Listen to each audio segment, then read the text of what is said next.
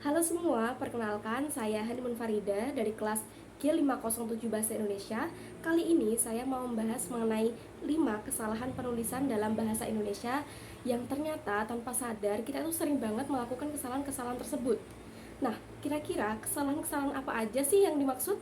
Yuk simak videonya.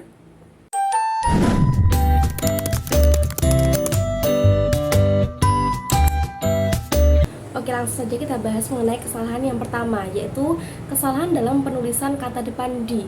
Nah, ini nih kesalahan yang paling sering kita lakukan. Banyak yang masih bingung kapan kata di itu ditulis nyambung atau dipisah. Misalnya nulis di sekolah, yang benar itu disambung apa dipisah ya? Jadi yang benar adalah dipisah, teman-teman. Karena di sekolah itu menunjukkan kata tempat, jadi harus dipisah. Nah, cara yang paling gampang buat bedain apakah harus dipisah atau disambung, ingat aja kalau kata itu bisa disambung sama awalan me, berarti di-nya itu juga ikut disambung. Contohnya dimasak, bisa jadi memasak, berarti benar disambung. Tapi kalau di rumah nggak bisa jadi merumah kan, berarti di-nya itu harus dipisah. Gampang banget kan? Jadi mulai sekarang jangan ketukar lagi ya. Kesalahan yang kedua yaitu penulisan kata terima kasih. Kesalahan yang kedua ini juga simple, tapi masih banyak banget yang sering salah. Masih banyak orang yang nulis kata terima kasih itu menjadi satu kata, padahal kan bentuk yang benar adalah dua kata, terima spasi kasih. Seperti ini.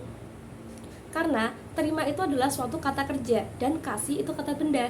Jadi kalau disambung jadinya rancu maknanya. Oke, selanjutnya kita bahas kesalahan yang ketiga, yaitu penggunaan tanda baca koma yang salah. Nah, kesalahan ini tuh sering banget kita temui di tulisan mahasiswa, terutama saat menulis laporan, proposal, atau esai tugas kuliah. Masih banyak mahasiswa yang bingung kapan sih harus pakai koma dan kapan nggak perlu. Misalnya nih, di tugas laporan kamu nulis, penelitian ini dilakukan di kampus dan melibatkan 20 responden mahasiswa.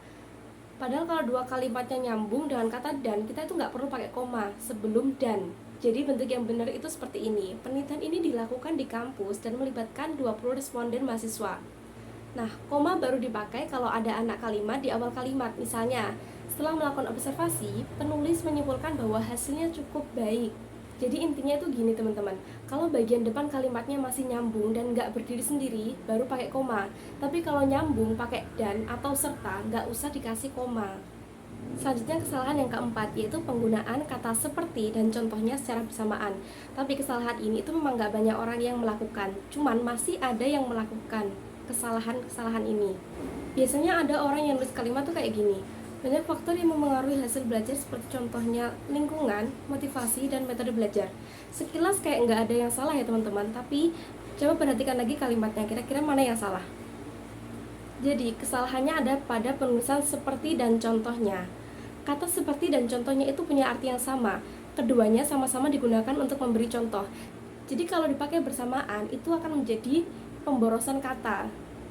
Dan kesalahan yang terakhir, yaitu kesalahan yang kelima, adalah penggunaan huruf kapital yang keliru. Nah, kalau yang ini sih hampir semua mahasiswa pasti pernah ngalamin ya. Contohnya waktu nulis laporan atau proposal, masih banyak yang nulis kayak gini. Penelitian ini dilakukan di Universitas Negeri Surabaya. Padahal yang benar yaitu penelitian ini dilakukan di Universitas Negeri Surabaya. Kenapa demikian? Karena nama lembaga, tempat resmi, dan instansi pendidikan itu wajib diawali dengan huruf kapital. Contoh lain nih di laporan kegiatan. Kegiatan ini dilakukan pada hari Senin, tanggal 20 Mei 2025. Harusnya kegiatan ini dilaksanakan pada hari Senin, tanggal 20 Mei 2025.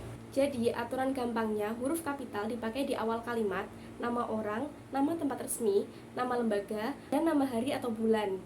Sekilas kelihatannya memang sepele, tapi di tugas formal, dosen pasti langsung notice kalau kapitalnya salah.